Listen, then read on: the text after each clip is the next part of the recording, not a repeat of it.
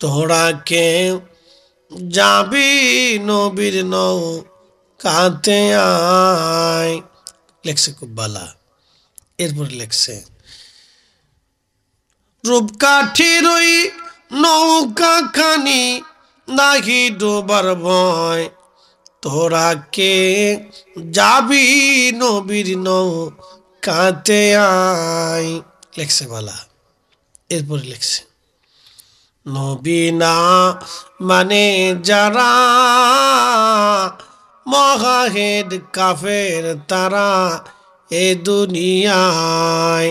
লেখছে বালা। এরপর কি লেখছে দেখেন, যিনি মুর্শিদ তিনি রসূল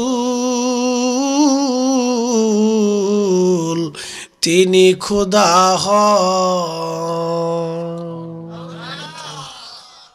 শেষ। একসাথে বলেন কি? জোরে বলেন, আরো জোরে বলেন।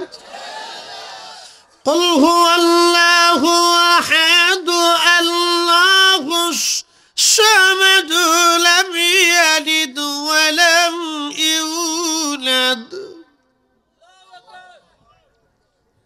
সূরা ইখলাসের সাথে এক সাংঘর্ষিক বক্তব্য ফকির দিয়ে বসলো। সে বুঝাইতে চায় যেই মুর্শিদ সেই রসুল সেই খুদা সেই সব, তুই ওরে সেজদা দে, ওর ফাঁসা টেক, ওর সাথে গাঁজা খা। শতান কথা। শয়তান কয় যাক লালন দিয়ে আমি একটা কাম বাগাইছি। কুন্ডা মোস কুন্ডা দাঁড়িয়ে তার নিজেরও কইতারে না, 7-8 দিন 10-12 দিন গোসল মোসল করে না। হ্যাঁ, শরীর থেকে পাড়ার গন্ধ। কি কথা বল না কেন? এই মিথ্যা আদর্শ পৃথিবীতে বাস্তবায়িত হলে কোটি কোটি মানুষ পথভ্রষ্ট হয়ে যাবে। পৃথিবীতে বহু ধর্মের মানুষ আছে, হিন্দু, বৌদ্ধ, খ্রিস্টান, ইহুদি, মাজুসি, জৈন, শিখ, নাস্তিক, নানান কোয়ালিটির, মুসলিম সহ পৃথিবীতে বহু ধর্মের লোক আছে। পৃথিবীতে বহু মনীষী আসছেন, সাহিত্যিক, কবি, দার্শনিক, পৃথিবীতে অনেক আসছে। আল্লাহ যুগে যুগে নবী আলাইহিস সালামকে পাঠিয়েছেন। নবীরা আসছেন, আউলিয়া ইকরাম আসছেন, উলামা ইকরাম আসছেন। এখন আমরা মুসলিম, আমরা কার আদর্শ অনুগ্রহণ করব? কার পথকে আমাদের পথ হিসেবে মেনে নিব? কার জীবনধারাকে আমাদের জীবন হিসেবে মেনে নিব? কার জিন্দেগিকে আমরা ফলো করব? আমরা পৃথিবীতে অনেককেই ফলো করি। যেমন ক্রিকেট খেলাতে ভালো খেলোয়াড়কে ফলো করে, ফুটবল খেলাতে ভালো খেলোয়াড়কে ফলো করে। পৃথিবীতে বিভিন্ন, আমাদের দেশে নাম বলে তারকা। তারকা বাংলা পৃথিবীতে তারকাকে যে বেডি বেশি ল্যাংটা হইতে পারে সেটা হচ্ছে তারকা। কি কথা খারাপ কিছু ভাই? যে বেডি বেশি ল্যাংটা হইতে পারে, বেহায়া যে বেডি বেশি, বাংলাদেশের সবচেয়ে যেটা বেহায়া বেশি এরা হচ্ছে তারকা। বলে কি স্টার। আমার যদি হাসি আর চিন্তা করি যে শয়তান কত বড় সিটার, এতে করে স্টার বানাইছে, এরা বলে স্টার। এরা যদি স্টার হয় তো শয়তান কে? আপনি একটু চিন্তা করেন, যে নারী তার দেহ দেখায় টাকা রুজি করে, এর চাইতে নিকৃষ্ট একটা নারী পৃথিবীতে কি হতে পারে?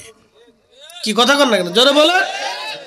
আপনি একটু বুঝেন, যে নারী তার দেহ দেখাইয়া টাকা রুজি করে, ছি ছি ছি ছি, এটা তো একবারে নিকৃষ্ট পোষা। কুত্তাও মাঝে মধ্যে চিন্তা করে তোরা মানুষ হইছ কে। কুকুরও চিন্তা করে যে তোরা কেন মানুষ হইছ। যেই পুরুষ এই বেহায়াপনা করে টাকা রুজি করে, মানুষদেরকে জৈনতার দিকে আকৃষ্ট করে।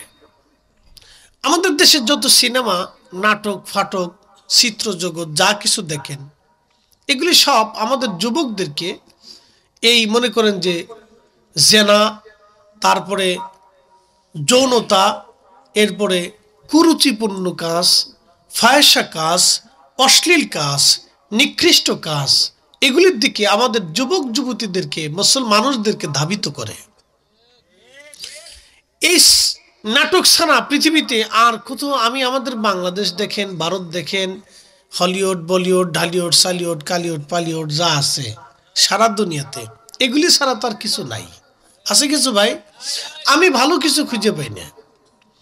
এগুলি যৌনতা, কার বউ ফলাইলো, কার মেয়ে ফলাইছে, কার মেয়ে কার সাথে প্রেম করলো, এই ফুরা কি করলো, এই সমস্ত মানে আজারিয়া বাজারে হাবি জাবি ফায়সা, যে এগুলি আমি মুখে আপনাদের সামনে প্রকাশ করার মতো এগুলো ভাষা না, এটা ওয়াজের মজলিসে বলা যায় না। এরা হয়েছে আমাদের দেশে স্টার। আর যারা মসজিদের ইমাম, সারা জীবন মানুষদেরকে আল্লাহর পথে ডাকে, নেক কাজের দিকে ডাকে, ভালো কাজের দিকে ডাকে, বাবা মার খেদমতের দিকে ডাকে, ন্যায় ইনসাফের দিকে ডাকে, মানুষদেরকে আমানতের দিকে ডাকে, মানুষদেরকে এতিমের হকের দিকে ডাকে, গরিবের হকের দিকে ডাকে, তাদের বেতন হয়েছে ৫,০০০। আর যে বেটা দেহ দেখাইয়া টাকা রুজি করে, সে একটা কনসার্টে আসলে তার জন্য হয় ১০ লক্ষ টাকা। হ্যাঁ, এটা আমাদের বাংলাদেশ। ক্রিকেট খেলায় ছক্কা মেরে ১০০ পূরণ করলে তাকে দেওয়া হয় একটা আলিশান ফ্ল্যাট, বড় ফ্ল্যাট। অথচ আমার দেশের একজন কোরআনের হাফেজ ৪ বছর ধরে কোরআন শরীফ মুখস্থ করছে, তার একটা সনদই বাংলাদেশে নাই। আপনি বুঝতে পারছেন যে মানব সভ্যতা আর বিবেক কুকুরে কিভাবে বিবেকের মধ্যে পেশাব করেছে? হ্যাঁ, কুত্তা এর বিবেকের ভিতরে কিভাবে পেশাব করছে আপনি একটু লক্ষ্য করেন। আজ পর্যন্ত কোনো খেলা দেখাইয়া, খেলা দিয়ে আমাদের যুব শ্রেণীরে আজ পর্যন্ত কোনোদিন আমানতদারিতা, ন্যায় নীতিবান হওয়া এবং কোনোদিনও বাবা মার খেদমতের প্রতি উদ্বুদ্ধ করা, নেশা থেকে দূরে রাখার কোনো শিক্ষা আজ পর্যন্ত দেওয়া হয়েছে? পাবেন না আপনি। তাহলে তার পিছনে আমার দেশ কোটি কোটি হাজার হাজার ডলার নষ্ট করতেছে, অথচ যা এখানে মানুষ করে কোরআনের হাফেজ হবে, আলেম হবে, তাদের পিছনে অর্থ ব্যয় করার কোনো নাম নিশানা নেই। এখানে ব্যয় করলে তারা মনে করে জঙ্গি তৈরি হবে। শতান কোথাকার, এই দেশ শতানে ভরে গেছে। আবার এরকম কিছু নাস্তিক বেহায়া শতান আছে, তারা বলে যে এত ওয়াজ দিয়ে কি তা হইব। কি কথা কন না কেন? যারা বলবে যে ওয়াজ দিয়ে কি হবে, বুঝবো না আল্লাহর দুশমন। কার দুশমন? একসাথে বলেন, কার দুশমন? আল্লাহর দুশমন। এটা আল্লাহর দুশমন, এতে কোনো সন্দেহ নেই। আল্লাহ রাসূল বলেছেন দ্বীনুন নসিহা, দ্বীন নসিহতের উপর টিকে থাকে। আপনি যদি দেখেন হিন্দুদের কীর্তন হয় না, কীর্তন গেছেননি জীবনে কোনোদিন? আপনারা যাওয়ার কথা না। যারা যায় তারা দাঁড়ায় মুতে, আমি জানি। কি কথা খারাপ হয়েছে ভাই? যারা যায় তারা দাঁড়ায় মুতে, এই পার্টিও বাংলাদেশে আছে। বলে হুজুর কেমন? সিলেটে একটা কনসার্ট দিয়ে দেখেন যে কত নারী ঘর থেকে বের হয়ে কনসার্ট দেখতে যায়, এটি দাঁড়ায় মুতে, আমি জানি। এটি দাঁড়ায় পেশাব করে, দাঁড়ায় পেশাব করা পার্টি। তো মনোযোগ দেন, কথা হবে সাচ্চা সাচ্চা, কাচ্চা কাচ্চা, একবারে টাটকা টাটকা। রাত যত বেশি হোক, ঠান্ডা যত বেশি পড়ুক, কথা টাটকা হবে ইনশাল্লাহ, চিন্তার কোনো কারণ নেই। কথা যা বলবো সব টাটকা টাটকা বলতে হবে, কারণ এই জাতিকে হুঁশিয়ার করা, সতর্ক করা আল্লাহ আমাদের দায়িত্ব দিয়ে রাখছে। এই চেয়ারে যেহেতু বসিয়েছেন, অত কথা টাটকা টাটকা বলতে হবে। তো খুব মনোযোগ দিবেন। এরা হয়েছে বাংলাদেশে এখন স্টার, যারা মানুষদেরকে যৌনতার দিকে, সেক্সের দিকে এবং নিকৃষ্ট কাজের দিকে ডাকে, তারা হয়েছে স্টার। শয়তানে হাসে, বাপ আমি কাজ বাদাই দিছি, যা কাজ বাদাই দিছি। প্রিয় উপস্থিতি আমার, কয়েকদিন আগে এক প্রতিবেদনে দেখলাম এক সাধু 40 বছর ধরে গোসল করে না।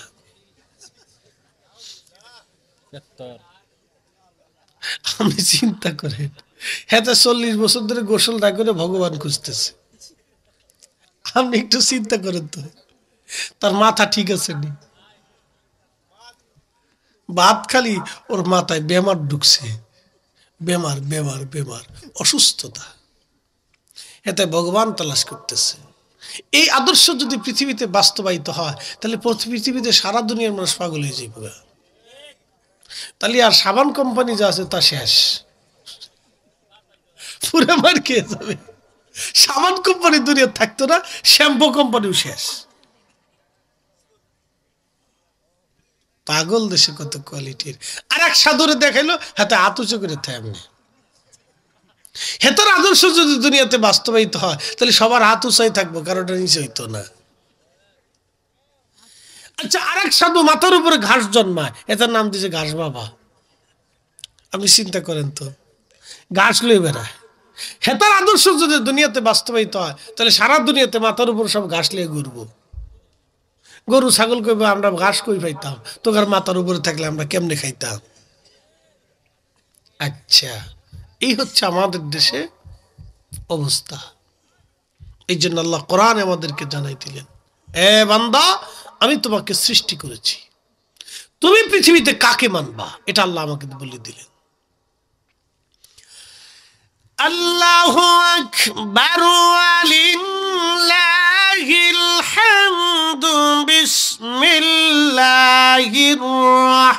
রাহমানির রাহিম।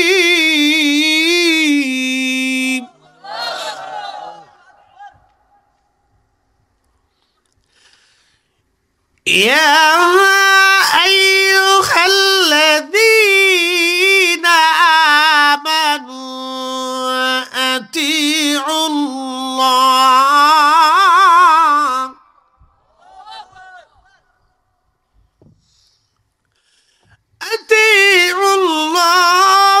ওয়া আতিউর রাসূল।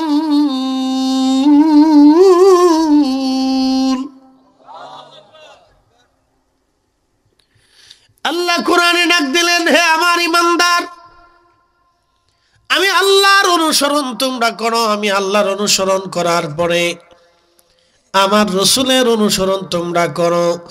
আমি আল্লাহর অনুসরণ যেমনে করবা আমার রসুলের অনুসরণ তুমি সেমনে করবা। আমার দিকে তাকান, আমাদের দেশে আছে একদল লালন। কি আছে? লালন ভক্ত। এটা একটা ধর্ম, এটা হলো মানব ধর্ম। বলে কি, মানুষের উপরে সত্য আর কেউ নেই, তারা মানুষের পূজা করে। মানুষ, সব মানুষ গাঁজা টাজা খায়, এই লালনের কবরের পাশে বসে থাকে, গান টান পিটে, ডোলডোগর পিটে, গান টান শুনে, এতে নিয়ে পড়ে থাকে। নামাজ নাই, রোজা নাই, জিকির নাই, ফিকির নাই, দোয়া নাই, দুরুদ নাই, সৎ কাজ নাই, কিচ্ছু নাই, সংসার নাই, কিছু নাই। কার বউ কেডা, কার মেয়ে কেডা, একলো গেলে একসাথে বইবে গান শুনতেছে, গান গাইতেছে। লালন গান কেমনে গায় দেখেন। তোরা কে যাবি নবীর নৌ কাতে আয়, লেখছে খুব বালা। এরপরে লেখছে, রূপকাঠির ওই নৌকা খানি নাহি ডোবার ভয়, তোরা কে যাবি নবীর নৌ কাতে আয়, লেখছে বালা। এরপরে লেখছে, নবী না মানে যারা মহাহেড কাফের তারা এ দুনিয়ায়, লেখছে বালা। এরপর কি লেখছে দেখেন, যিনি মুর্শিদ তিনি রসূল তিনি খোদা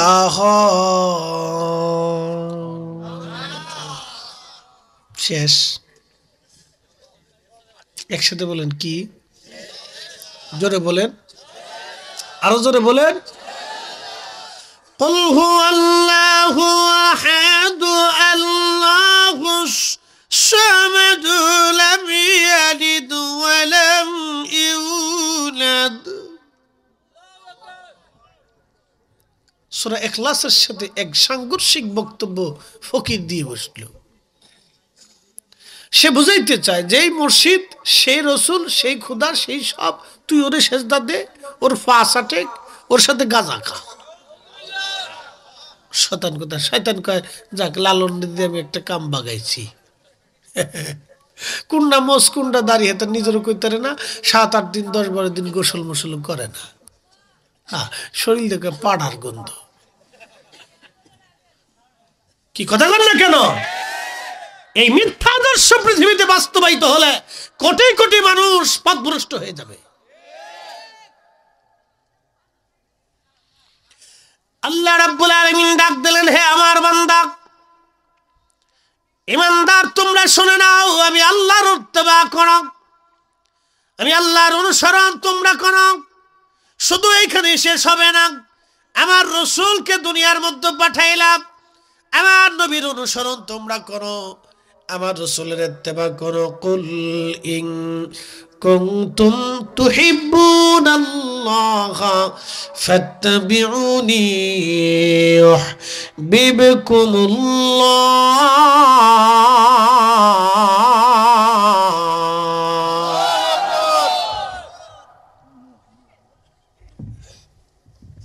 আমার দিকে তাকান, যারা বিড়ি খায়,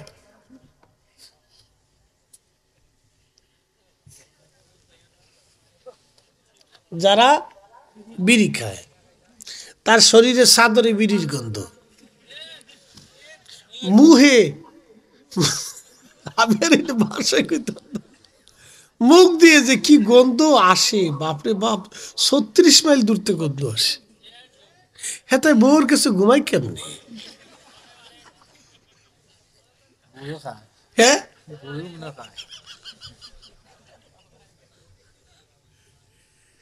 আমি মাঝে মধ্যে চিন্তা করি কেমনে ঘুমা, আমার মনে হয় কাছে ঘুমাইতে দেয় না। আইসি গেট আউট, ছেড়ে যাও, কাছে কাছে আসতা না। আপনি চিন্তা করেন আল্লাহ কেন আল্লাহ রসুলের আদর্শকে গ্রহণ করতে বললেন। আপনি দেখেন 1450 বছর আগে আল্লাহর নবী উম্মত যাতে ফ্রেশ থাকে সেই জন্য 5 ওয়াক্ত নামাজের আগে মেসকের বিধান আল্লাহর নবী হাতে কলমে শিখাই দিলেন। একসাথে বলবেন আল্লাহু আকবার। কি শিখাইলেন? মেসক। আর উম্মত কি করে? বিড়ি টানে, দুধ বেশি বিড়ি খায়। আবার বিড়ির শেষ পর্যন্ত বিড়ির যে ফাঁসা আছে হেতারে টানে, কয় সুখ টান দেব, সুখ টান।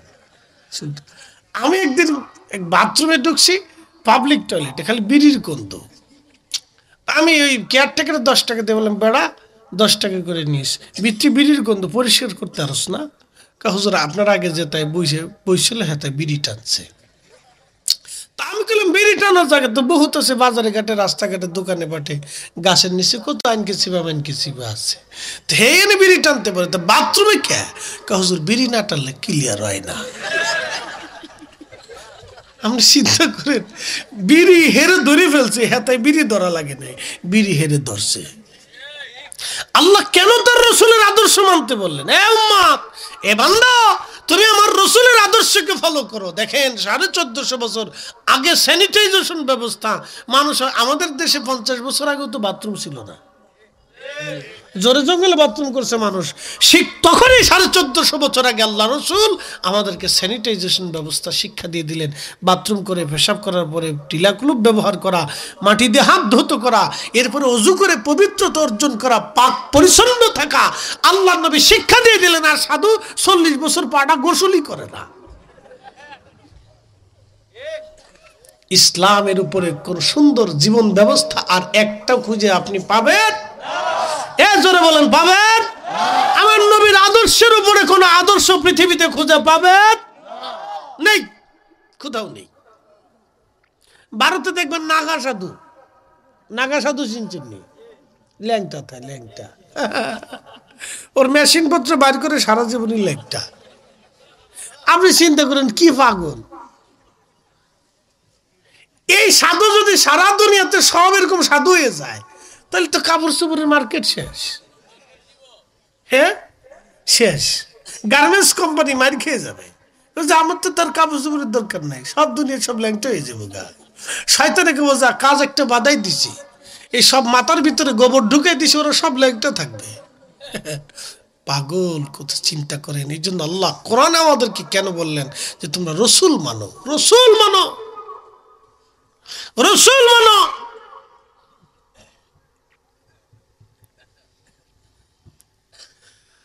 প্রিয় উপস্থিতি হাজিরিন, খুব মনোযোগ দেবেন।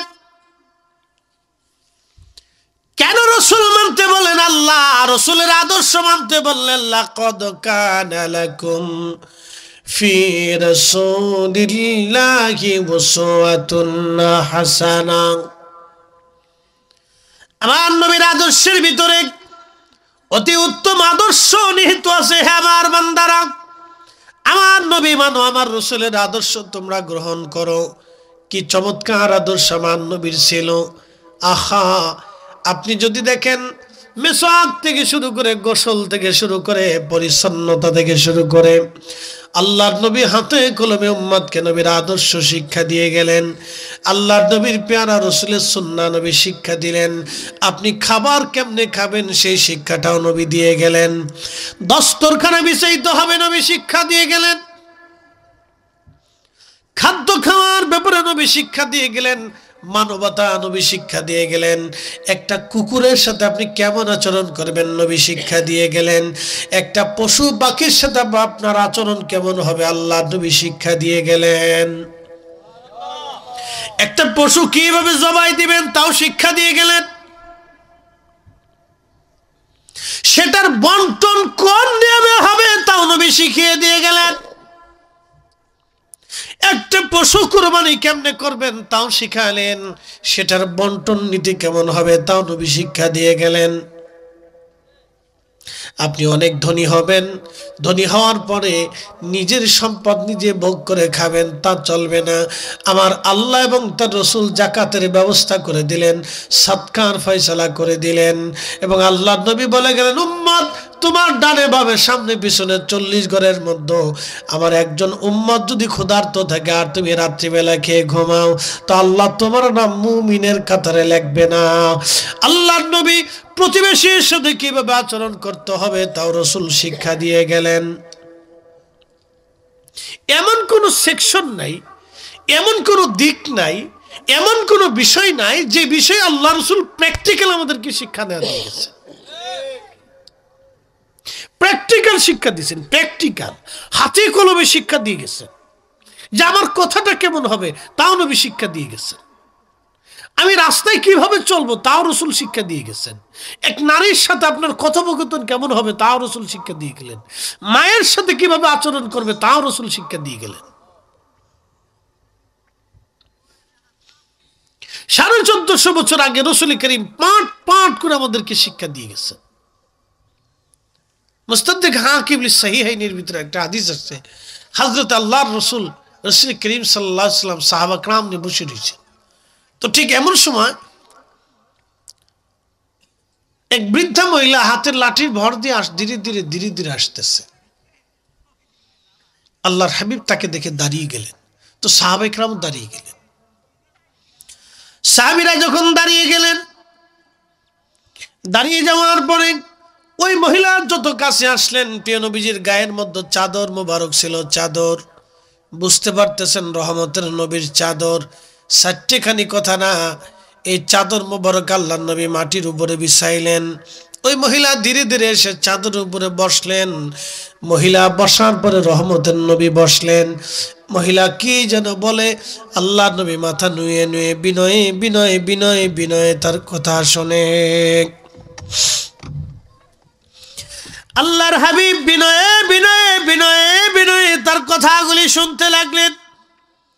প্রিয় নবী বিনয়ে বিনয়ে শোনার পরে রহমতের নবীজি মহিলা দাঁড়িয়ে গেলেন। আল্লাহর নবী দাঁড়িয়ে গেলেন। মহিলা যত দূর পর্যন্ত দেখা যায় নবীজি পথের দিকে তাকিয়ে রইলেন।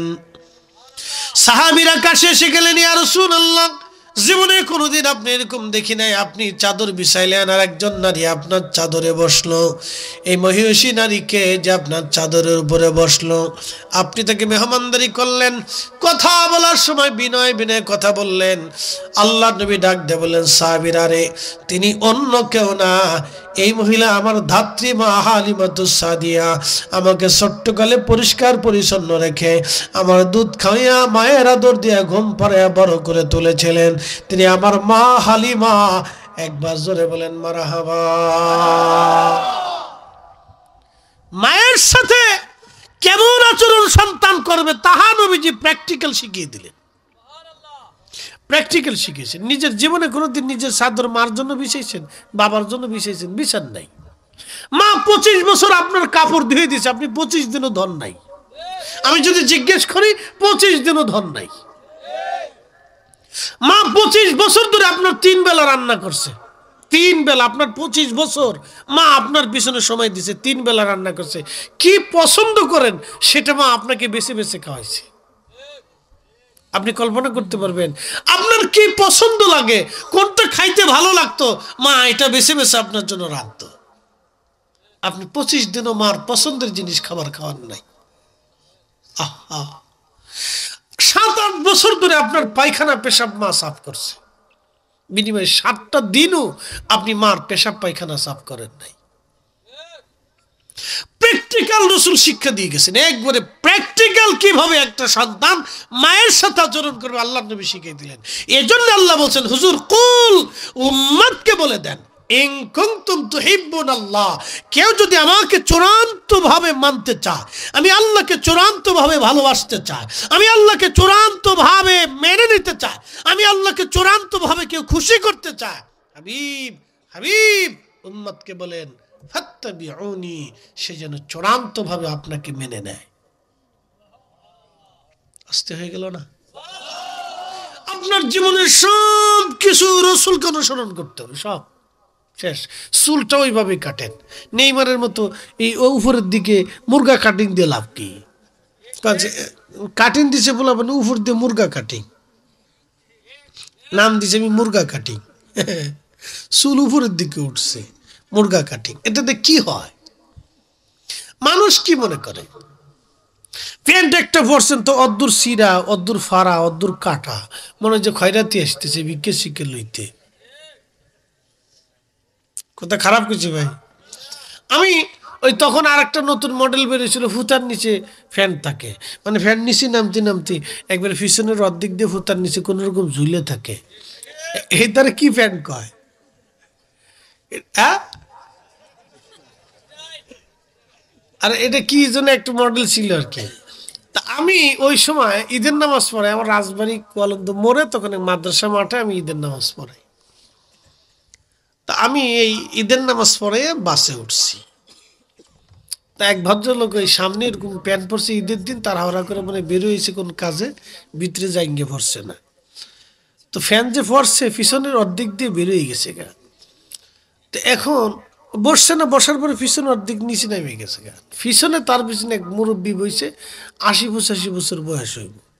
তো চশমা একটা পড়ছে চাচা, দাদাই চশমা পড়ছে, খুব চশমা, একবারে খুব পাওয়ারফুল চশমা, বোঝাই যায় যে চশমা 1000 পাওয়ারের চশমা। তো দাদাই তো জীবনে এই প্যান্ট কোনোদিন দেখছে না, দাদার জীবনে 14 গোষ্ঠী এই প্যান্ট কোনোদিন দেখছে না। তো দাদাই চিন্তা করে যে পিছনের দিকে আমরা চায়, চশমা ঘুরায় আর চাইয়ে দেয় যে এটা কি। তো বেড়া ফ্যান পড়ছে কিন্তু অর্ধেক ল্যাংটা ল্যাংটা, কারণটা কি? তো কতদূর তাকায় টাকে আমি পাশে বসে হাসতেছি, দি দাদা কি করে আজকে। তো দেখি দাদা কতদূর যাওয়ার পরে এই এমনি এমনি তাকায় তোকে, আসতে তাকায় তোকে, এমনি আঙ্গুল পিছনের দিক দিয়ে, কে মিয়া, আপনার ফরিদপুরের ভাষা, কে মিয়া তুমি তো ল্যাংটা, ফ্যান উড়া উড়া উড়া উড়া। আমি ঈদের দিনে হাসতে হাসতে বাসি না, আমি এই বলদ, এই এই মগা, তো ফ্যান ফোরস তার নিচে জাঙ্গি ফোরস নাই কে? এগুলো আমাদের দেশে কিনা করতাম, কই তো লাভ নাই। এই যে আল্লাহ রাসূল আমরা আদর্শ শিক্ষা দিয়ে গেছে। আল্লাহ বলছেন, হাবিব উম্মতকে বলে দেন, যদি চূড়ান্ত ভাবে আমি আল্লাহকে কেউ ভালোবাসতে চায়, তাহলে বলে দেন আপনাকে যেন চূড়ান্ত ভাবে মানে। একসাথে বলবেন আল্লাহু আকবার। চূড়ান্ত ভাবে আপনাকে মেনে নেয়, তা আপনি মানলে আমি আল্লাহ মানা হয়ে যাবে। তিনি নির্ভুল একজন ব্যক্তি, আইব মুক্ত, ত্রুটি মুক্ত, খাতা মুক্ত, দোষ মুক্ত। প্রিয় উপস্থিতি হাজিরিন, সিলেটবাসী, পৃথিবীতে বহু ধর্মের বহু ধর্মগুরু আসছে, ধর্মীয় প্রধান আসছে, দার্শনিক এসেছে, পৃথিবীতে বড় বড় রাজনীতিবিদ এসেছে। সবার জীবনেই ভুল আছে, দেখবেন ভুলে ভুলে ভরা, ভুলের কোনো শেষ নাই, ভুলে ভুলে ভরা তাদের জীবন। কিন্তু অনলি 1% আমার নবী যার জীবনে এর মধ্যে কোনো ভুল ছিল না, কোনো ত্রুটি ছিল না, খাতা ছিল না। যেহেতু আমার রাসূলের সম্মান নিয়ে আলোচনা করতে বলেছেন, আজকে একটা ঘটনা আমি আপনাদেরকে শোনাই। সুরাকা ইবনে মালিক, তিনি রাসূল করিম সাল্লাল্লাহু আলাইহি সাল্লাম যখন হিজরত করার জন্য বের হলেন, আল্লাহর নবী সৌর পর্বতে গারে সৌরের মধ্যে নবী বিশ্রাম করতেছিলেন। সৌরের দরজার সামনে, গুহার সামনে কবুতর এসে ডিম পারল এবং একটা মাকড়সা এসে জাল বুনিয়ে দিল। কাফেররা উপরে নিচ দিয়ে খোঁজাখুঁজি করতে লাগলো। হযরত আবু বকর কেঁদে ফেললেন, ইয়া রাসূলুল্লাহ, আমি কান্দি, আমার জীবনের মোহে না, আমার ভয় হয় ইয়া নবী আল্লাহ, কাফেররা যদি দেখে ফেলে দেয় তাহলে আপনাকে গুহা থেকে বের করে আপনাকে কষ্ট দিবে। আমি আবু বকরের সামনে আপনি রাসূলকে কষ্ট দিবেন, চাইতে মরে যা আমার উত্তম ইয়া নবী আল্লাহ। আমি কাঁদি এই জন্য। আল্লাহর নবী ডাক দিলাম, আবু বকর চিন্তা করো না, পেরেশান হইও না, আমরা দুইজন এই গুহার মধ্যে না, আমাদের সাথে আমাদের রব, আমাদের আল্লাহ আছে। ওরা যতই দেখুক আমাদেরকে পাবে না, দেখতে পারবে না। আমরা আমার আল্লাহ হেফাজত করবে। একবার জোরে বলা যাবে কি মারহাবা। হেফাজত করনেওয়ালা কে? বৃষ্টি দেয় কে? বন্যা দেয় কে? খাবার দেয় কে? আমাদের জীবন হায়াত কি আমাদের হাত নিয়ন্ত্রণে না আল্লাহর নিয়ন্ত্রণে?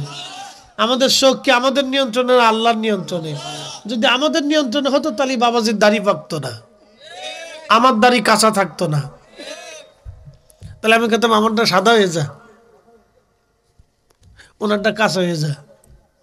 উনি বুড়া হয়ে গেছে, ওনার জোয়ান বানাই দে। কথা ঠিক আছে না ভাই? আমাদের নিয়ন্ত্রণে নাই।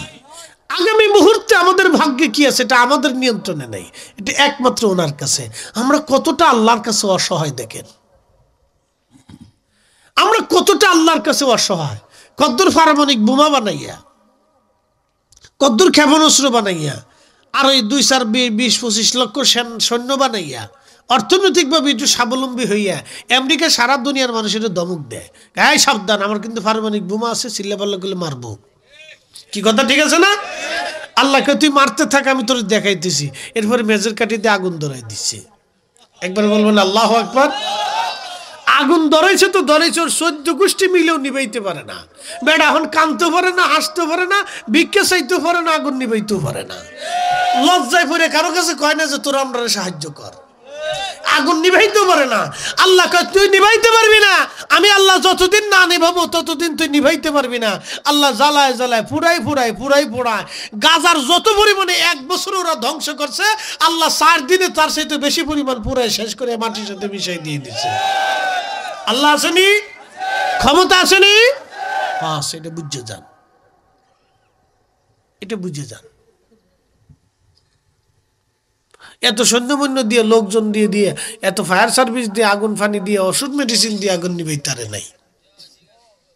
একবার আল্লাহ বাটাম চালান দিয়ে দিচ্ছে এই বছরে, খুব ভালো করে বাটাম চালান দিছে, আমরা খুশি। মাঝে মধ্যে এরকম এটা দেওয়া উচিত। খুব বাড়া বাড়ছে, বেশি বেরিয়ে গেছে। তবে বেশি দিন নেই, সে বিক্রি করে খাবে।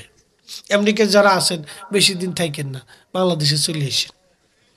হ্যাঁ, কথা কয়ে গেলাম না, এই যে ওয়াস্ট করলাম না, যদি আল্লাহ 50 বছর বাঁচান তো বুঝবেন আপনার যে ফরিদি সাহেব 50 বছর আগে গীতা কইছিল, আল্লাহ তার ভিক্ষা করে খাওয়াইব। কারণ মুসলমানদের চোখের পানি কখনো বৃথা যায় নাই। জালিমকে আল্লাহ ধ্বংস করবেই, নাহলে কোরআন মিথ্যা হবে। জালিম জুলুম করলে সে ধ্বংস হবে, 100% শিওর। যে জুলুম করবে সে ধ্বংস হবে। কথা কর না কেন? জুলুম যেই করবে সে ধ্বংস হবে। আল্লাহ জুলুম বাসকে, সে কাফের হোক, মুসলমান হোক, ইহুদি হোক, খ্রিস্টান হোক, বৌদ্ধ হোক, নাসার হোক, সে যে ধর্মেরই হোক, জুলুম করলে আল্লাহ তাকে ধ্বংস করে, সে তাকে টিকতে দেয় না আল্লাহ। তো আমেরিকাও ভিক্ষা করে খাবে। যারা আমেরিকাতে আছে থাকে তাদেরকে বলবো বাংলাদেশে বাড়িঘর করেন, টাকা পয়সা এদিকে ফাঁসার করে দিন, ওদিকে রাখেন না। আর যারা বেগম পাড়া টাকা পাঠাইতেছে, আমেরিকা বাড়ি গাড়ি বানাইতেছে, সুইজারল্যান্ডে টাকা পাঠাইতেছিল, তো মগা অগা বলদা শি দিয়ে, ও বুঝে না, ও মগা মগা মগা।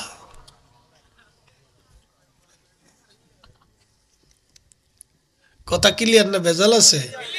একবার ডাইরেক্ট মেরে দিতেছি, বাকি ঝুঁকি করে লাভ নেই, রাত বেশি। হ্যাঁ, তো ওয়াজ পাবলিকে শুনবো না? শুনবো। বহু লোকে আমার ওয়াজ শুনে, জানেন না কোন পর্যন্ত ওয়াজ গেছে এটা কইতাম না। ওয়াজ শুনে ভালা ভালা লোকে ওয়াজ শুনে। আমি তো ঠান্ডা বাটাম চালান দিই না, ভালা ভালা লোকে ওয়াজ শুনে। হ্যাঁ, আমি ঠান্ডা বাটাম চালান দিয়ে দিই। হ্যাঁ, ভালা ভালা লোকে ওয়াজ শুনে। আল্লাহ তাদেরকে শোনার তৌফিক দিক। আমরা যারা ওয়াজ শুনি, শোনেন, এখানে তো বসার দরকার ছিল ডিসি সাহেবের। এখানে বসার দরকার ছিল কার? ডিসি সাহেবের, এসপি সাহেবের, ওসি সাহেবের, টিওনো সাহেবের, সচিব সাহেবের, সরকারি বড় বড় আমলা থেকে একবারে পিয়ন পর্যন্ত সবাইরে উচিত ছিল প্রত্যেক জুমায় একবারে প্রথম থেকে শেষ পর্যন্ত জুমার মসজিদে বসে থাকা। আর হুজুরের উচিত ছিল মিটে তিতে খুব বাটাম চালাম দেওয়া। তাহলে বাংলাদেশে চুরি হইতো না, সাপটামি হইতো না। কি কথা কন না কেন? 2 নম্বরে সিগনেচার হইতো না, টেবিলের নিচ দিয়ে আদান প্রদান হইতো না, ভাবির কাছে দিত না। কে ভাবির কাছে দিয়েছে? হোম মিনিস্টার, এটার পাওয়ার বিরাট। এলে বড় ডিসি, বড় এমপি সাহেব কদ্দুর খাইব? আল্লাহ বলছেন, আল্লাহকুমুত তাকাসুরু হাত্তা যুরতুমুল মাকাবির। কবর পর্যন্ত, কবর কবর কবর কবর, মাকাবির কবর, হাত্তা যুরতুমুল মাকাবির, কবর কবর কবর পর্যন্ত খেতে পারবেন। কবর, এরপরে আর নাই কবর। কথা ঠিক কিনা? কবর পর্যন্ত। আল্লাহ নিজে বলে দিচ্ছেন কবর পর্যন্ত, এরপর আর না। আহা, এরা যদি বুঝতো, এই মানুষগুলি যদি বুঝতো যে সে তার নিজের নফসকে ধ্বংস করতেছে, এই মানুষগুলি যদি বুঝতো তার জিন্দেগিকে সে বরবাদ করে দিচ্ছে। গুলশান, বনানীর গোরস্থান, কবরস্থান, আজিমপুরের গোরস্থানে যা দেখবেন হাজার হাজার কোটি টাকার কবর নিশ্চিহ্ন হয়ে গেছে। হাজার হাজার কোটি টাকার মালিকের কবরের পাশে দাঁড়ানোর মতো কেউ না, ছেলে আসে না, মেয়ে আসে না, নাতিপুতি কেউ আসে না। এর চেয়ে বড় ব্যর্থতা পৃথিবীতে কি হতে পারে? এর চেয়ে বড় ব্যর্থতা পৃথিবীতে একজন মানুষের কি হতে পারে যে তার কবরের পাশে দাঁড়ানোর আর কেউ নাই। উপস্থিতি আমার, আমরা তো আল্লাহর কাছে ফিরে চলে যাব, অবশ্যই আল্লাহর কাছে চলে যাব, অবশ্যই আল্লাহর কাছে চলে যাব, অবশ্যই আল্লাহর কাছে চলে যাব। ওয়া ইন্না ইলাইহি রাজিউন, অবশ্যই আমরা আল্লাহর কাছে ফিরে চলে যাব। আর আল্লাহ আমাদেরকে জিজ্ঞাসিত করবেন, সুম্মা তুরাদ্দুনা ইলা আলিমিল গায়বি ওয়াশ শাহাদাত, আমার কাছে ফিরে আসবে তোমরা। ফায়ুনাব্বিউকুম বিমা কুনতুম তা'মালুন, আমি সেই দিন তোমাদেরকে দেখাবো তোমরা কি করছো পৃথিবীতে। তোমরা আমার কাছে ফিরে আসবে, আমরা আল্লাহর কাছে ফিরে যাব আবার। প্রিয় ভাই আমার, খুব মনোযোগ দেবেন। আল্লাহর নবী ডাক দিলেন, আবু বকর চিন্তা করো না, কবুতর বাসা বানায় ডিম পেড়ে দিল। আপনারা যদি কখনো হেরেমে যান, দেখবেন হেরেমে যে কবুতর আছে, এই কবুতর সেই কবুতরের বংশধর। বলো হুজুর, আপনি কি বানিয়ে বললেন না? ইমাম ইবনে কাসির আল বেদায়ের মধ্যে লিখেছেন এই কবুতর হলো সেই কবুতরের বংশধর। কিয়ামত পর্যন্ত এই কবুতর হেরেমে থাকবে। পৃথিবীর কোন হাজি একটা কবুতর ধরবে না। সৌদির বাদশারও কলিজায় সাহস হবে না এই কবুতর তাড়িয়ে দিতে, কারণ এই কবুতরের পূর্ব বংশধর আমার নবীকে পাহারা দিয়েছিল, যার কারণে হেরেম থেকে কোনোদিনও কোনো বাদশারা এই কবুতরকে কখনো বিতাড়িত করে নাই। আর একটা পাখি পাবেন আবাবিল, যদিও তার নাম আবাবিল, কোরআনে আবাবিল বলেছেন কিন্তু নাম আবাবিল না।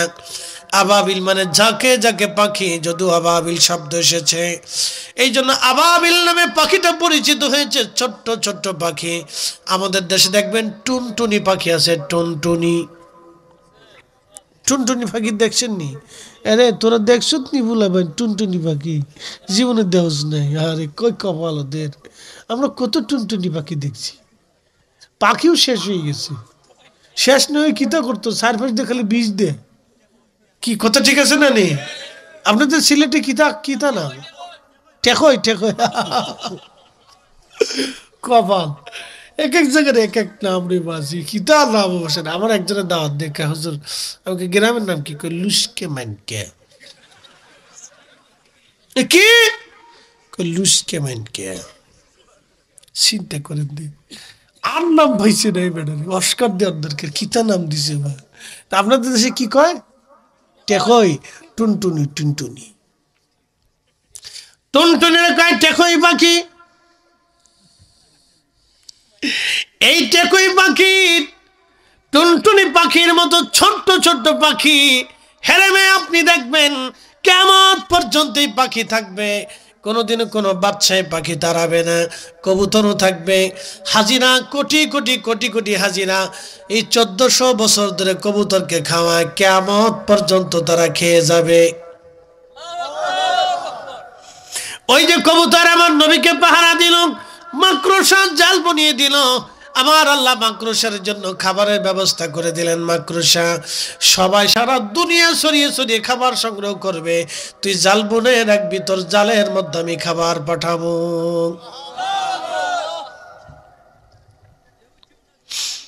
আল্লাহর নবী ওই গুহার ভিতরে লুকিয়ে রইলেন 3 দিন 3 রাত। সুরাকা ইবনে মালিক চিন্তা করলো, একজন আরব লোক এসে ঘোষণা দিল, শুনছো? সে ছিল বেদুইন এলাকার। শুনছো আমাদের দেশ থেকে মোহাম্মদ এবং আবু বকর পালিয়ে চলে গেছে, ধরে যদি দিতে পারো 100 উট পুরস্কার দেওয়া হবে তাকে। তখন সুরাকা চিন্তা করলো, আমার আর দেরি করার প্রয়োজন নাই, আমি মোহাম্মদকে ধরার জন্য অবশ্যই চেষ্টা করব। সুরাকা রাদিয়াল্লাহু আনহু তখন চিন্তা করলেন, হ্যাঁ তাকে ধরতে হবে। আমার নবীকে ধরার জন্য সুরাকা রওনা হয়ে গেল। ঘোড়ার উপরে চড়িয়া তীর ধনুক নিয়ে অস্ত্রে শস্ত্রে সজ্জিত হয়ে আসে। দারুণ ঘোড়া চালাইতে পারত এবং চমৎকার তীরন্দাজ ছিল, তার তীর কখনো মিস হতো না, লক্ষ্য ভেদ করে যাইতো। সুরাকা তীর ধনুক নিয়ে অস্ত্র শস্ত্রে সজ্জিত হয়ে তার ঘোড়ার উপরে চেপে রওনা করলো। আরব্য বেদুইন সে ঘোড়ায় চড়ে রওনা করলো। আজকে মুহাম্মদ সাল্লাল্লাহু আলাইহি সাল্লামকে ধরা লাগবে, 100 উট পেয়ে যাব আমি। যখন কাছাকাছি গেল দেখা যায় আল্লাহর নবী আবু বকর উটের পিঠের উপরে চড়া এবং একজন গাইড পথ দেখিয়ে দিকে দিয়ে যাচ্ছে। সে উটের রশি ধরে ধরে টেনে টেনে যাচ্ছে। সুরাকার আর বুঝার বাকি নাই, ইনি আল্লাহর নবী। পিছন দিক থেকে দ্রুত গতিতে ঘোড়া দাবড়াইতে চেষ্টা করলো, কিন্তু আমার রব আমার আল্লাহ ঘোড়ার পা অবশ করে দিলেন। ঘোড়াটা হোঁচট খেয়ে পড়ে গেল, সুরাকাও পড়ে গেল। সুরাকা চিন্তা করলো, ব্যাপার কি, আমার মতো ঘোড়সওয়ার তো আরবে আর একটাও নাই, কিন্তু ব্যাপার কি, আমি ঘোড়সওয়ার, এত বড় ঘোড়সওয়ার হওয়ার পর আমার ঘোড়া পড়ে গেল, কারণ কি? আবার ঘোড়ায় উঠে আবার দাবর শুরু করলো। কিছু দূর যাওয়ার পরে ঘোড়া আবার হোঁচট খেয়ে পড়ে গেল। সুরাকা আবার উঠে কিছু দূর যাওয়ার পরে আমার আল্লাহ অটোমেটিক আমার রসুলের কাছে যাওয়ার সঙ্গে সঙ্গে সুরাকার ঘোড়ার পা মাটির ভিতরে দেবে গেল। একবার জোরে বলা যাবে কি আল্লাহু আকবার। সুরাকার পা, ঘোড়ার পা মাটির মধ্যে দেবে গেল, তার হাঁটু পর্যন্ত ঘোড়া আর উঠতে পারে না।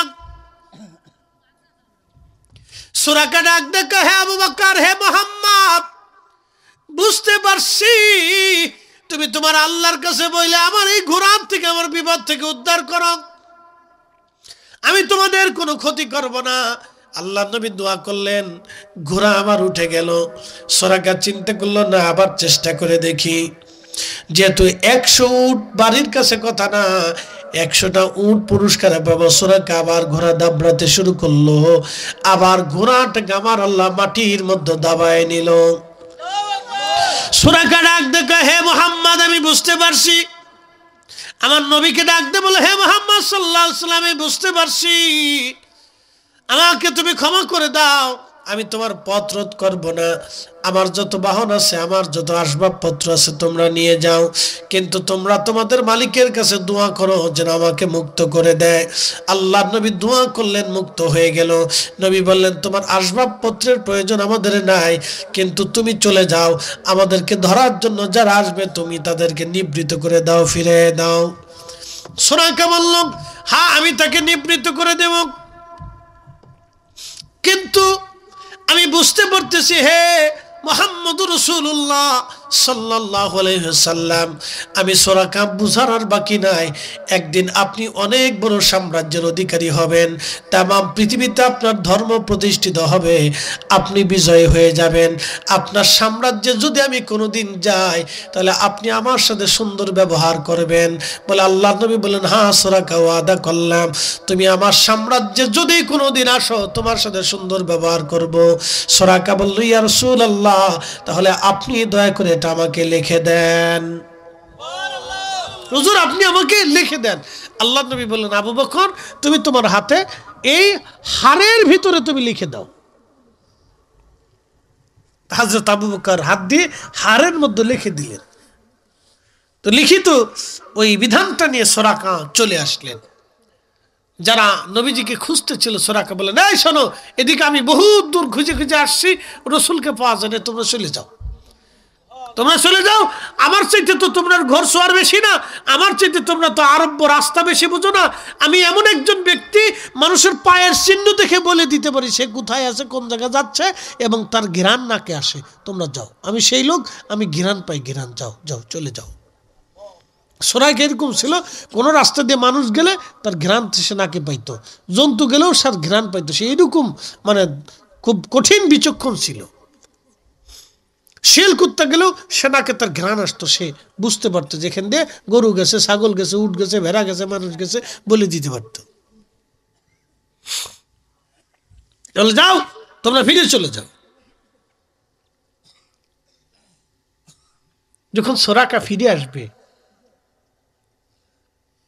সুরাকা ফিরে আসবে, তখন আল্লাহ নবী সুরাকাকে বলে, সুরাকা আরেকটা কথা শুনে যাও।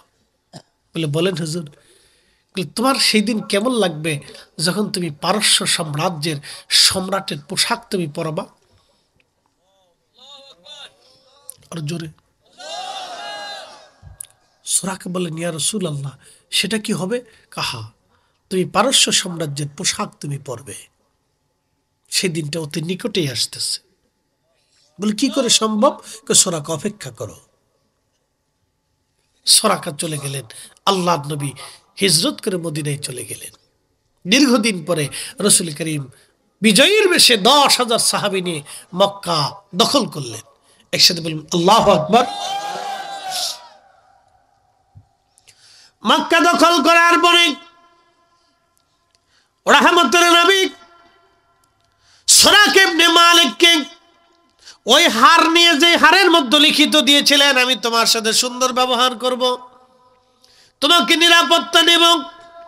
মক্কা বিজয় হওয়ার পরে সুরাকা এই হারটা নিয়ে ভিড়ের ভিতরে আল্লাহ নবীর সামনে দাঁড়ায় গেলেন। ইয়া রাসূলুল্লাহ, আমি আসছি, এই যে আপনার হার, ওয়াদা পত্রটা আমি সাথে করে নিয়ে আসছি। আল্লাহ নবী বললেন, সুরাকাকে ছেড়ে দাও, আমার কাছে আসতে দাও, আমি আজকে প্রতিশ্রুতি রক্ষা করব। সুরাকা আমার উপকার করেছিল। সুরাকা এই হারখানা দেখানোর পরে নবী বললেন, সুরাকা তুমি মুক্ত, তোমার কোনো ক্ষতি হবে না, যাও। সুরাকা বললেন, ইয়া রাসূলুল্লাহ, আপনি আপনার প্রতিশ্রুতি রক্ষা করেছেন, তাহলে আজকে আর দেরি করবেন না, আপনার দিন বিজয়ী হবে। আমি একদিন ভেবেছিলাম, সত্য বলেছিলাম, সেই দিন আপনার দিন আজ বিজয় হয়েছে, আর দেরি করবেন না, আমাকেও মুসলমানিত্বের ভিতরে নিয়ে যান, কালেমা পড়ায় দেন, লা ইলাহা ইল্লাল্লাহু মুহাম্মাদুর রাসূলুল্লাহ সাল্লাল্লাহু আলাইহি ওয়াসাল্লাম। এখন বাদ আছে পারস্য সাম্রাজ্যের সম্রাটের পোশাক পরা। দেখেন আল্লাহ রসুলের কথা, মুজিজা আদর্শের কথা বলছে, এখন রসুলের মর্যাদার কথা বলতেছি। আল্লাহ নবী ইন্তেকাল হয়ে গেল, আবু বকরের ইন্তেকাল হয়ে গেল, হযরত ওমরের যমুনা চলতেছে, খলিফাতুল মুসলিমিন ওমর তিনি ইন্তেকাল হবেন তার কিছুদিন আগে সেনাপতি সাদ বিন আবি ওয়াক্কাস রাদিয়াল্লাহু আনহুর সেনা বার্তাবাহক তিনি বার্তা নিয়ে এসেছেন, ইয়া আমিরাল মুমিনিন, পারস্য সাম্রাজ্য মুসলমান দখল করেছে, পারস্য সম্রাট পরাজিত হয়েছে। পারস্য সম্রাটের মাথার মুকুট, স্বর্ণ দিয়ে বানানো মাথার মুকুট, তলোয়ার এবং তার স্বর্ণখচিত পোশাক, আর সুন্দর স্বর্ণ দিয়ে নির্মিত তার বেল্ট এবং হাতের বালাগুলি এবং স্বর্ণের ধাতব পদার্থগুলি, তার পানপাত্র, তার খাবারের বাসন, স্বর্ণ দিয়ে নির্মিত তার সব কিছু আমরা মুসলমানরা উদ্ধার করেছি। ওগো আমিরুল মুমিনিন, সাহাবী সেনাপতি সাদ বিন আবি ওয়াক্কাস রাদিয়াল্লাহু আনহু, পারস্য বিজেতা সাদ বিন আবি ওয়াক্কাস, তিনি পারস্য সম্রাটের আসবাবপত্র এগুলি নিয়ে এসেছেন, তিনি পাঠিয়ে দিয়েছেন। হযরত ওমরের সামনে দেখানো হলো, সাহাবায়ে কেরাম আসছে, হাজার হাজার সাহাবী আসার পরে সুরাকা ইবনে মালিক রাদিয়াল্লাহু আনহু তিনি দাঁড়িয়ে আছেন। আল্লাহু আকবার, আরো জোরে জোরে জোরে। হযরত ওমর রাদিয়াল্লাহু আনহু হাতের লাঠিখানা দিয়ে দিয়ে পারস্য সম্রাটের ওই মাথার মুকুট টুকুট যা যা কিছু আছে সব উল্টি উল্টে দেখতেছিলেন।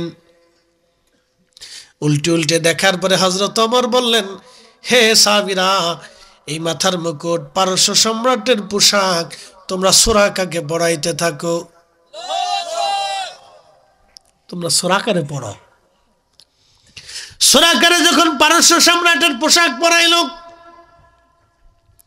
মুকুট পরাইলো, পোশাক পরাইলো, সুরাকারে পোশাক পরানোর পর হযরত ওমর বললেন, কতই না সুন্দর দেখা যাচ্ছে, মরুভূমির এক বেদুইন সুরাকা ইবনে মালিক পারস্য সম্রাটের আজ পোশাক আদি সে ব্যবহার করতেছে, কতই না তাকে এই উত্তম দেখা যায়। তখন হযরত ওমর আল্লাহর দরবারে হাত তুলে বলেন, ইয়া রব, ইয়া আল্লাহ, এই আপনার আমার চাইতে আল্লাহ আপনার সবচাইতে পছন্দের ব্যক্তি ছিলেন, আপনার নবী, আপনার মেহবুব, আপনার হাবিব। আল্লাহ এই সম্পদ আপনি আপনার হাবিবকে কখনো দেন নাই, ইয়া রাব্বি। তারপর আপনার পছন্দের ব্যক্তি ছিল আবু বকর, আবু বকরও চলে গেলেন, তাকেও আপনি এই সম্পদ দেন নাই। আল্লাহ এখন আপনি আমার এই সম্পদ দিয়েছেন, আমি জানি এই সম্পদগুলি আপনি আমার পরীক্ষা করার জন্য দিয়েছেন। আল্লাহ এই সম্পদের মোহের দিকে আমাকে নিয়েন না। হযরত ওমর নিজে বসে বসে বসে বসে থেকে থেকে মুসলমানদের মধ্যে সব গনিমতের মালগুলি বন্টন করে দিয়ে দিলেন। একবার জোরে বলা যাবে কে মারহাবা।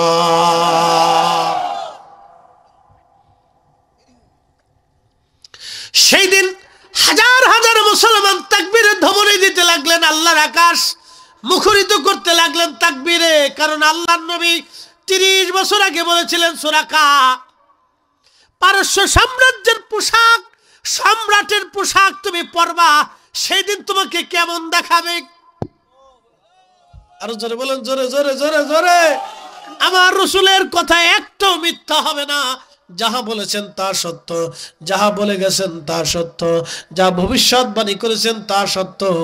একটা কথা নবীজির ডান বাম হবে না, ডান বাম হবে না। অতএব হে সিলেটবাসী, আপনাদেরকে বলবো, বিশ্বনাথবাসী, অবশ্যই রাসূল কারীমের আদর্শ নিজের জীবনে বাস্তবায়ন করেন, এর চাইতে উত্তম আর কিছুই নাই। যদি আপনি সফল হতে চান, নবীর আদর্শ আপনি মেনে নেন। যদি সফল হতে চান, কলিজার ভিতর থেকে নবী মেনে নেন।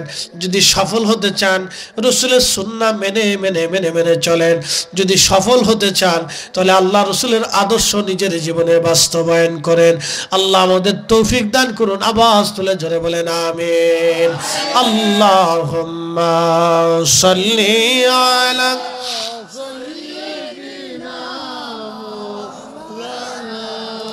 না না আরো জোরে, ওয়ালা আলি সাইয়্যিদিনা, আর একটু বাড়াস না। তুমি আল্লাহর প্যারা হাবিব, তোমার তুলনা নাই কেউ আর, তোমার মতো আকাশ ভ্রমণ করেনি কোন পয়গম্বর। আল্লাহুম্মা সাল্লি আলা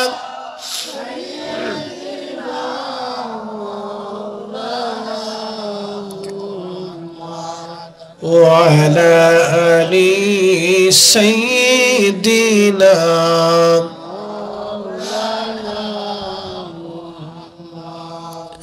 আল্লাহর নবীর এদিন সারা পৃথিবীতে ছড়িয়ে গেল।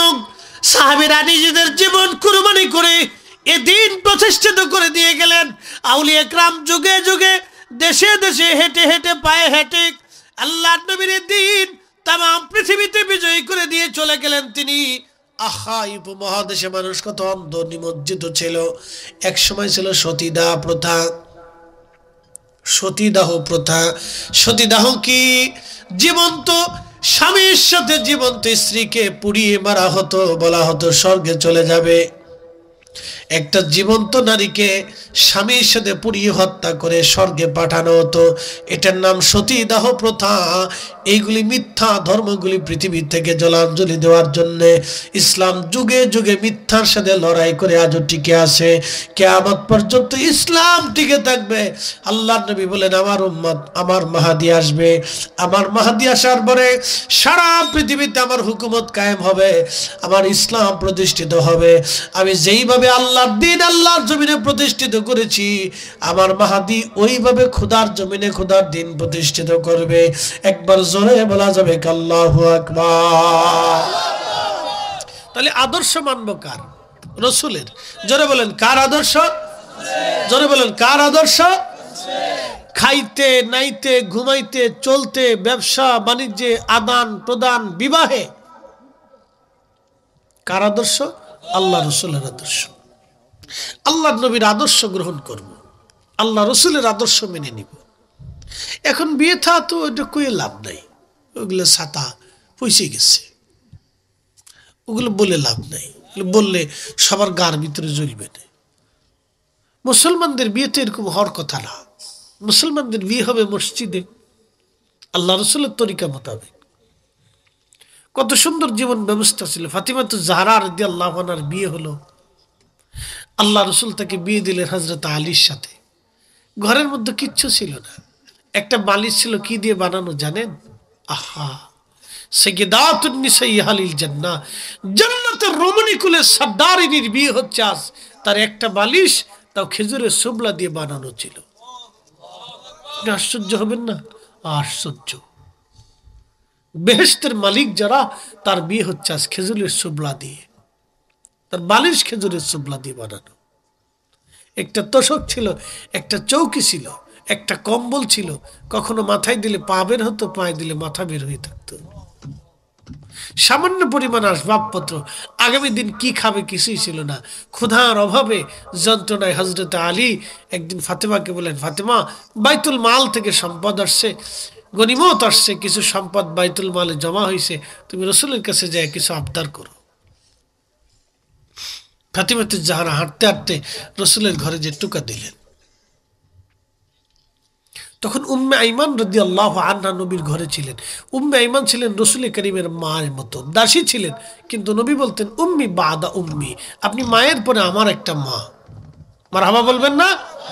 উম্মে আইমান রসুলকে খুব মায়া করতেন, রান্না বান্না খাওয়া দাওয়া। তিনি কালো ছিলেন, নিগ্রো ছিলেন, দাসী ছিলেন আল্লাহ রসুল। নাস্তিকের বাচ্চারা বলে রসুল করিম দাসীর সাথে মিলন করতো। লা হাওলা ওয়ালা কুওয়াতা ইল্লা বিল্লাহ। ওদের মতো হারামজাদা পৃথিবীতে আর কেউ হতে পারে না। কথা বলেন ঠিক কি না?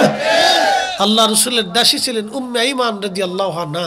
নবী বলতেন উম্মি বাদা উম্মি, আপনি মায়ের পরে আমার একটা মা। একসাথে বলবো না মারহাবা? নবী বলতেন আপনি মায়ের পরে আমার মা। একটা কর্মচারীর সাথে কিভাবে ব্যবহার করতে হবে আল্লাহ নবী তাও শিক্ষা দিয়ে গেছে। রসুল মানবেন না তো মানবেন কি সাধু 40 বছর যেটা গোসল করে না, সারা বছর যেটা ল্যাংটা থাকে, ফিসেসের গোষ্ঠী।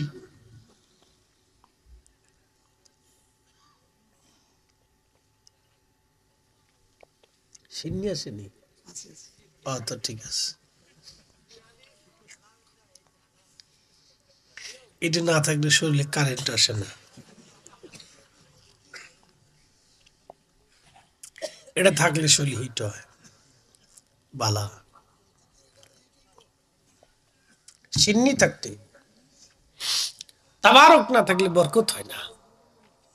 এই খাবারটা দুনিয়ার সাধারণ খাবার ভাববেন, এটা আল্লাহর জন্য তৈরি করা হয়। কথা ঠিক আছে না ভাই? আপনারা কার মেহমান? আমরা আজকে কার মেহমান? কার কার? তো আল্লাহর মেহমানের জন্য আজকে এটা পাকানো হয়েছে। ঠিকই কথা না তো। বাড়িতে বহুত খাবার খাবেন, কিন্তু এই খাবারটা ভিন্ন। এটা আল্লাহর জন্য পাকানো হয়, আল্লাহর উদ্দেশ্যে। কুরবানি দেন না আপনারা? কার জন্য দেন? না ফ্রিজের জন্য? আল্লাহর জন্য কয়জনে দেয়? সবাই ফ্রিজের জন্যই দেয়। আর আপনার হোম মিনিস্টার যে আছে, হোম মিনিস্টার, কি হোম মিনিস্টার, হেতা ফ্রিজ ছাড়া কিছু বুঝে না। সিনসিন্নি হোম মিনিস্টার রে গরিব মানুষের দিতে চায় না। না না না আমার ঢাকাতে, আমার এই বসুন্ধরাতে অনেক কোরবানি হয়। তা আমি তো প্রত্যেক বছরই দেশে যাই, চলে যাই। তো এক বছর যাইতে পারিনি বিশেষ ঝামেলার কারণে, তখন পদ্মা সেতু হয় নাই। তো চিন্তা করলাম আমি যাওয়া যায় না। ঈদের সময় বিরাট বড় জ্যাম পড়তো, কি কষ্ট বাপরি বাপ। 2-8 ঘন্টা, 10 ঘন্টা, 24 ঘন্টাও ঘাটে বসে থাকা লাগছে, ফেরি পাওয়া যেত না। তো যাইতাম না, দূর। তো এক বছরে ঢাকাতেই কোরবানি, দেশে গরু টুরু ফাটাই দিছি, ঢাকায় কোরবানি বসে রয়ে গেলাম, আর গেলাম না দেশে। তো যাই হোক, ওই ফ্ল্যাটে কোরবানি টোরবানি হলো, বিল্ডিং এর নিচে আমাদের যেই আছে আর কি, পার্কিং। তো পার্কিংয়ে কোরবানি হইল, বিরাট কোরবানি, বাপরে বাপ। গরু যার যেটি ছিল, ছাগল গরু টরু মুষ্টি সব ফেলে জবাই টবাই দিয়ে বানায় টানে খালি উপরের দিকে যায়। গরিব মানুষ দরজার সামনে এমনি ব্যাগ লে খাড়াই দেয়, 2-3 করে গোস্ত দেখে যা, সব গোস্ত খালি উপরের দিকে, উপরের তলার দিকে যাইতে থাকে। আমি হাসলাম, আরে কোরবানি রে শয়তান কোথাকার, ওর ফ্রিজ রে খাওয়াবার লেগে নিয়ে গেছে। কোরবানি আল্লাহর জন্য হয় না তো, ফ্রিজের জন্য হয়। কি কথা কর না কা? ওইটা কোরবানি আল্লাহর জন্য হয়, ফ্রিজের লেগে কোরবানি হয় আল্লাহর জন্য খুব কম হয়। তো কোরবানি যেটা আল্লাহর জন্য হয়, ওটার গোশত আল্লাহ তাবারক করে দেয়, বরকতময় করে দেয়। একসাথে বললো না মারহাবা। তো এই মাহফিলের তাবারকটাও আল্লাহর জন্য, অতএব এই তাবারকের ভিতর বরকত আসে, এটা শরীরে কারেন্ট আসে, বালা বালা। মারহাবা কর না, জোরে কর না মারহাবা। আল্লাহু আকবার।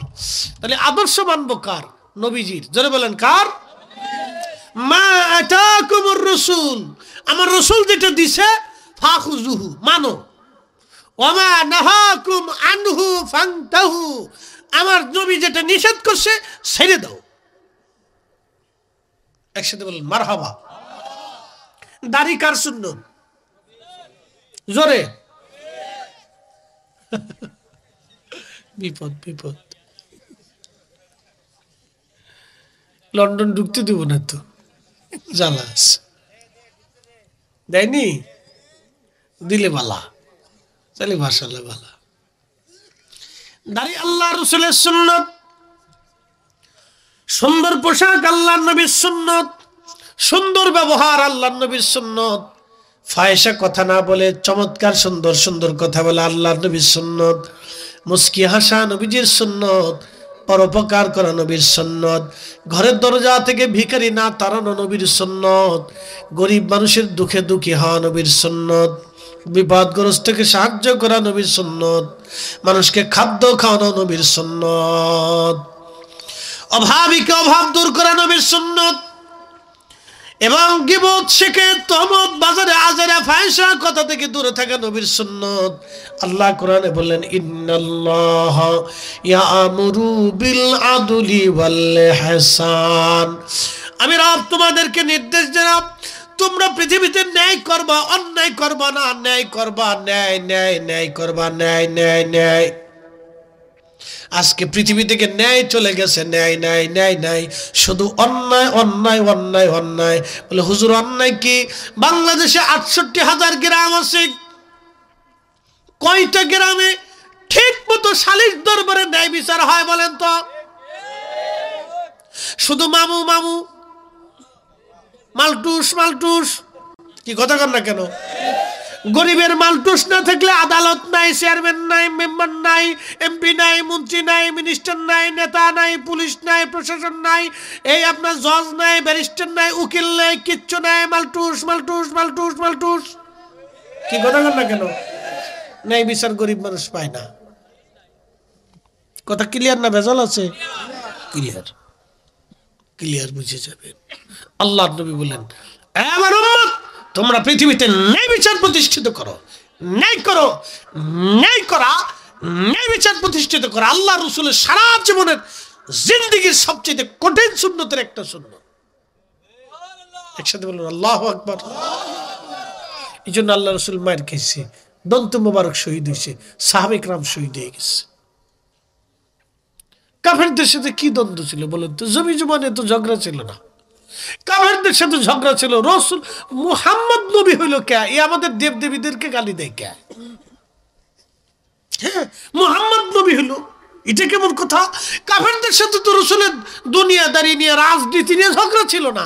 ঝগড়া ছিল মুহাম্মদ যদি এদেশে দিন প্রতিষ্ঠিত করে তাহলে আমাদের খাওয়া শেষ, আমাদের এই সমস্ত আজারে বাজারে চোর নীতি, বিভিন্ন নীতি এগুলো থাকবে না। এই জন্য দেখবেন আমাদের দেশে আল্লাহর হুকুমত কায়েম করতে দিতে চায় না অনেকে। কথা কন না, ঠিক কিনা? জানে এটা কায়েম হয়ে গেলে আমাদের বেল শেষ, খাওয়া শেষ, চুরি চুপটামি শেষ হয়ে যাবে। আসতে বলেন কেন? জোরে বলেন, জোরে জোরে। কথা ক্লিয়ার না ভেজাল আছে? ক্লিয়ার।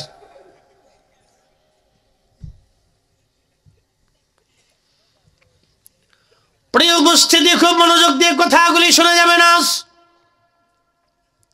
আল্লাহর নবীর সাথে কাফেরদের দ্বন্দ্ব তো এক জায়গায়।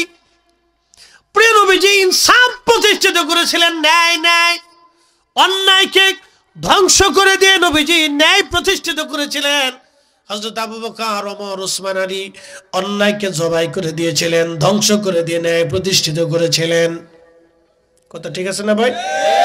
আচ্ছা, বনে জমি পাবে কে? জমি পাবে, জোরে বলেন।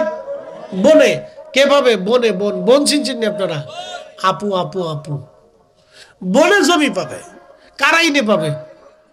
আল্লাহর আইনে। জোরে বলেন, কার আইনে? আল্লাহর আইনে বনে জমি পাবে। ভাই 12 বছর ধরে জমি দেয় না, এরকম বহু ভাই দেশে আছে। ভাই জমি দিবি না, ভাই জমি দিবি না, পরে নিস, জমি দিবি না, পরে নিস, দমক দিয়ে বনের ভাটায় দেয়।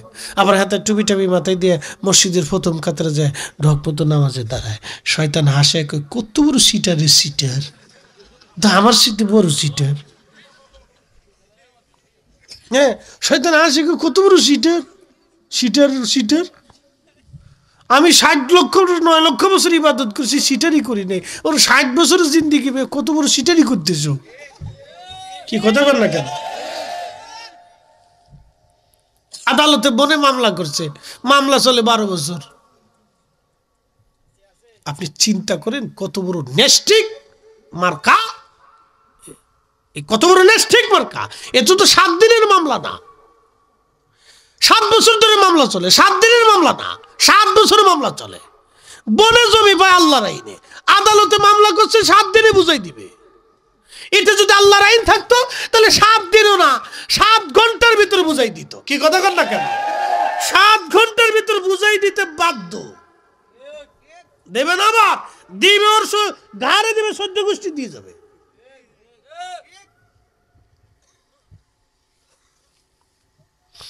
এটা হযরত ওমরের আদালত, আবু বকরের আদালত, উসমানের আদালত, আলীর আদালত, রাসূলের আদালত, মাহদীর আদালত, আল্লাহর আদালত, নবীর আদালত। কথা কর না কেন? ঠিক কিনা? দিতে বাধ্য, দিতেই হবে। দিবে না কেন? দিতেই হবে। আদালত বুঝিয়ে দিয়ে যাবে, অবশ্যই দিবে, দিতে বাধ্য। এক সাতার মামলা 7 বছর ধরে চলতেছে। ওখানে মাল নিয়ে আসেন, টাকা পয়সা নিয়ে আসেন, পয়সা নিয়ে আসেন, পয়সা নিয়ে আসেন, মালটুস মালটুস।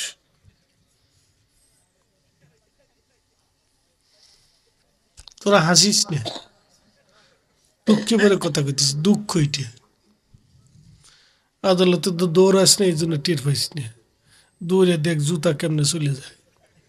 হ্যাঁ, জুতার নিচে থাকে না কিছু। বাপরে বাপ, কত কোয়ালিটির মানুষ, হাইরি সর্বনাশ। আদালতের সামনে কুত্তা ওয়া করে থাকে, কুত্তা ওয়া করে থাকে দিয়ে যাবারে।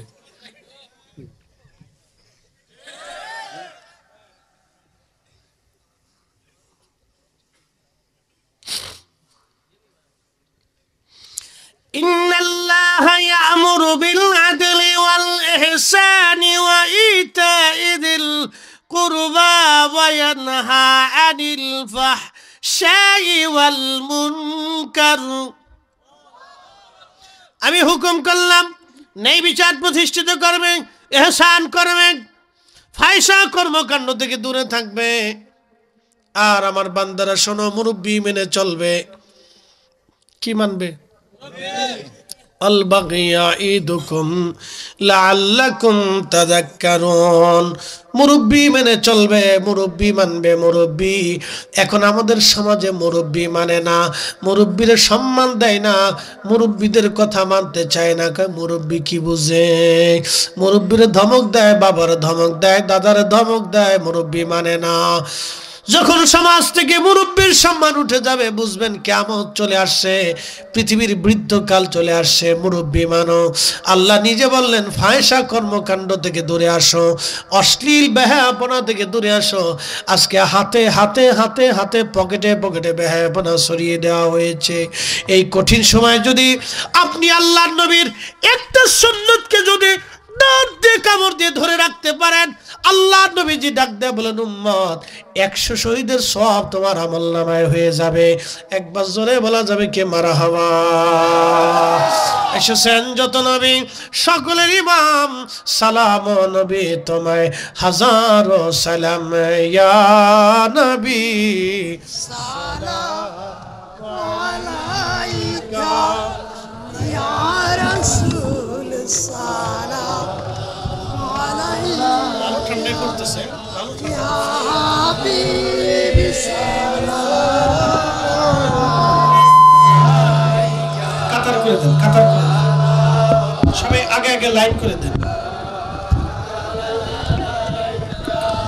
সাইয়্যিদি মুর্শিদি ইয়া রাসূলুল্লাহ,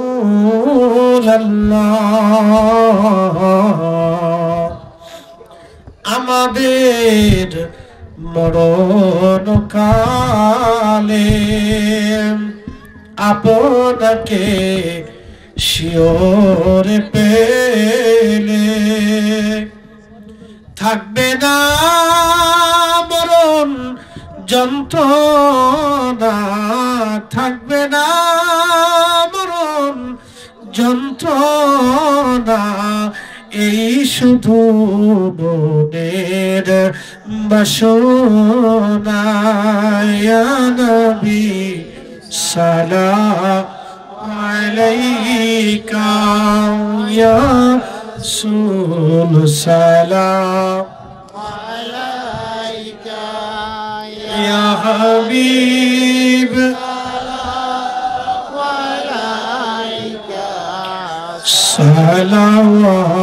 सलावतुल्लाह अलैका। नहीं दो जहां में ये मिसाल मोहम्मद, जमाले खुदा है कमाले मोहम्मद। আমাদের মরণ কালে আপনাকে শিওর পেলে থাকবে না মরণ যন্ত্রণায়, শুধু মনের বাসনা। ইয়া নবী সালাম ऐसा जबान खुले मोहब्बते इसमें जाद अल्लाह अल्लाह अल्लाह अल्लाह अल्लाह अल्लाह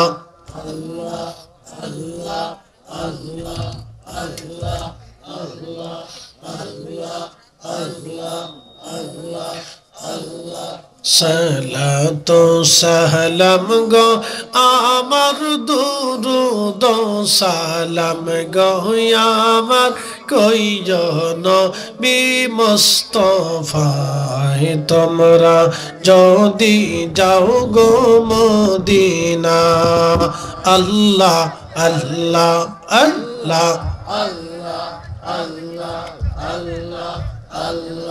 ওই মদিনা শরীফের মাঝি আই নূরের একটি খাম্বা আছে গো সেই খাম্বাতে হেলান দিয়া সেই খাম্বাতে হেলান দিয়া খুদবা দিতেন মুস্তাফায় তোমরা যদি যাও রে মদিনা আল্লাহ আল্লাহ আল্লাহ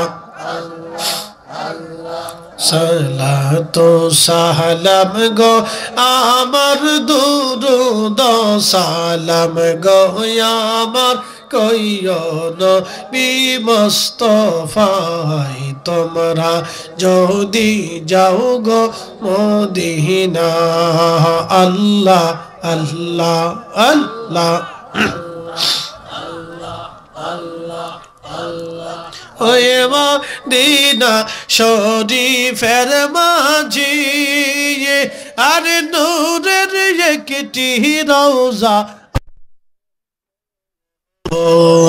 সেই রওজাতে ঘুমিয়ে আসেন দিনের নবী মুস্তাফায় তোমরা যদি যাও গো মদিনা আল্লাহ আল্লাহ আল্লাহ আল্লাহ আল্লাহ আল্লাহ আল্লাহ আল্লাহ আল্লাহ আল্লাহ আল্লাহ মানুষ বানাইছে গো আল্লাহ মানুষ বানাইছে গো আল্লাহ প্রেমের কারণে প্রেমের ডোরে বান্ধরে মদিনার শনে আল্লাহ আল্লাহ আল্লাহ আল্লাহ হাবিবকে পাঠাইছে গো আল্লাহ হাবিবকে পাঠাইছে গো আল্লাহ প্রেমের কারণে প্রেমের ডোরে বান্ধরে মদিনার শনে আল্লাহ আল্লাহ আল্লাহ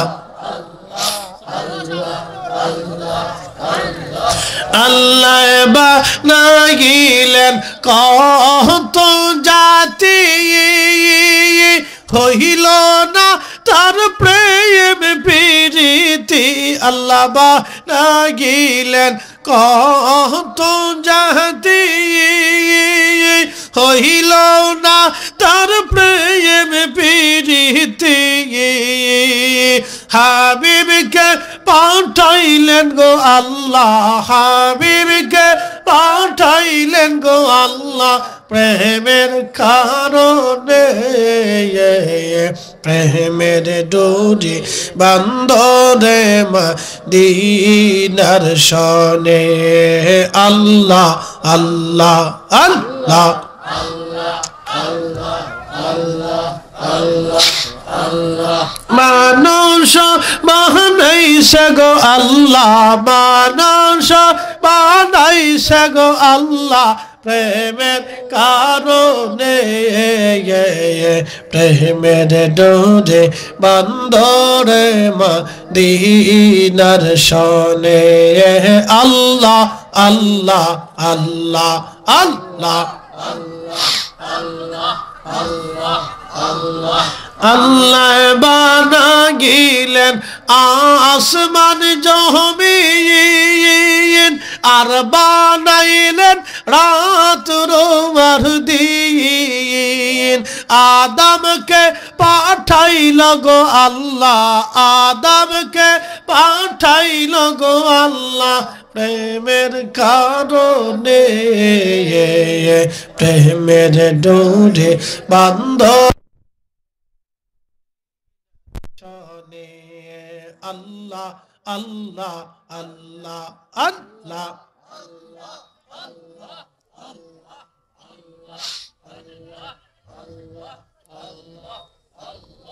লা ইলাহা ইল্লাল্লাহ মুহাম্মাদুর রাসূলুল্লাহ সাল্লাল্লাহু আলাইহি ওয়াসাল্লাম। আল্লাহর শহীদ দরবারে হাত তুলে বলি আল্লাহুম্মা আমিন। ربنا آتنا في الدنيا حسنة وفي الآخرة حسنة وقنا عذاب النار ربنا لا تزغ قلوبنا بعد إذ هديتنا وهب لنا من لدنك رحمة إنك أنت الوهاب يا ربي আজকের মাহফিল তুমি তোমার শাহী দরবারে কবুল করো আল্লাহ। হাদিয়া তোমার হাবিবের খেদমতে বেহেশতের বাগানে সবুজ মিনারার নিচে পৌঁছে দাও আল্লাহ। সাহাবায়ে কেরাম আশরে মুবাশশিরিন খুলাফায়ে রাশিদিন জান্নাতুল বাকি মুআল্লা বদর উহুদ খন্দক মুতা হুনাইন শির উঁচু করে মিথ্যার সামনে মাথা নত না করে আহলে বাইতে রাসূল ঘুমিয়ে গেছেন আল্লাহ সকলার হুজুরে তুমি দয়া করে হাদিয়া পৌঁছে দাও। কাদরিয়া চিশতিয়া নকশবন্দিয়া মুজাদ্দিদিয়া হানাফি শাফি মালিকি হাম্বলি উলামা ফুদালা 360 আউলিয়া শাহজালালি আমানি মুজাররিদি হযরতে সাহেব কেবলা আল্লামা ফুলতুলি রাহমাতুল্লাহ আলাইহির খিদমতে হাদিয়া পৌঁছে দাও। ইয়া রাব্বি আমাদের কারো বাবা নাই কারো মা নাই আল্লাহ কারো মাও নাই কারো বাবাও নাই আল্লাহ এই শাহজিরগার ভিতরে যত মানুষ কবরে ঘুমায় গেল রব্বুল আলামিন সবার কবরগুলি দয়া করে জান্নাতের বাগান বানায় দাও আল্লাহ। আমাদের জীবনের গুনাহগুলি দয়া করে মাফ করে দাও। কত বছর এক মুরব্বী এখানে বসা ছিলেন আজ তিনি কবরে চলে গেছেন আল্লাহ তার কবর সহ সবার কবরকে বেহেশতের বাগান বানায়া দাও রব্বুল আলামিন। আল্লাহ প্রবাসে বিদেশে যারা আছে অ্যাক্সিডেন্ট দুর্ঘটনা বালা মুসিবত রোগ ব্যাধি থেকে প্রবাসী সবাইকে তুমি দয়া করে হেফাজত করো আল্লাহ। এই মাহফিলের জন্য অর্থবিত্ত দিয়ে যারা সুন্দর বাগান সাজাইলো আল্লাহ সবার উপর তোমার রহমত চিরস্থায়ী করো আল্লাহ। ইয়া রাব্বি যারা অসুস্থ আছে কঠিন কঠিন বেমারি আছে এই গ্রামের একজন লোক আল্লাহ ক্যান্সার আক্রান্ত হয়ে গেছে ইয়া আল্লাহ বড় কঠিন রোগ আল্লাহ এই রোগ থেকে তোমার বান্দাকে দয়া করে শেফা করে দাও আল্লাহ। আল্লাহ কঠিন কঠিন রোগ দিয়ে তুমি আমাদেরকে পরীক্ষায় ফেলো না আল্লাহ। আল্লাহ কঠিন কঠিন রোগ দিয়ে আমাদেরকে পরীক্ষায় ফেলো না আল্লাহ। ইয়া রাব্বি আল্লাহ আল্লাহ কঠিন কঠিন বেমার দিয়ে আমাদেরকে পরীক্ষায় ফেলায়ও না আল্লাহ। আমরার ভিতরে যারা অসুস্থ আছে তুমি শেফা আজলা কামিলা দিয়ে দাও আল্লাহ রব্বুল আলামিন। বিদেশে যারা যাবে যাওয়ার ব্যবস্থা করে দাও আল্লাহ। আমার ভাইটা ইয়া রাব্বি বিদেশে যাওয়ার নিয়ত করেছেন আল্লাহ তোমার কুদ্দুতি মাধ্যম দিয়ে তুমি সাহায্য করো আল্লাহ। ইয়া আল্লাহ আমার অনেক ভাইরা বেকার আছে আল্লাহ প্রত্যেকটা ভাইয়ের জন্য উত্তম কর্মসংস্থানের ব্যবস্থা করো আল্লাহ। ইয়া রাব্বিল আলামিন মুরব্বিদের হায়াতের মধ্যে বরকত দিয়ে দাও আল্লাহ। অনেক মা বোনেরা আছেন দোয়া চেয়েছেন আল্লাহ মা বোনদের নেক মাকাসাদগুলি পুরা করে দাও আল্লাহ। মুসা নবীর করছ গো দয়া আল্লাহ তোর পাহাড়ে ডাকিয়া আমার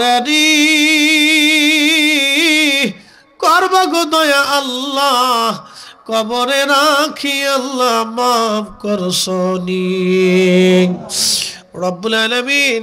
কবর দেশে যখন মানুষ বিদায় জানায় চলে আসবে কেউ আপন হতে চাবে না কঠিন কবরে আমি একা হব ইয়া রব ওই দিন তুমি তোমার হাবিব আমাদের আপন হয়ে যাইও আল্লাহ।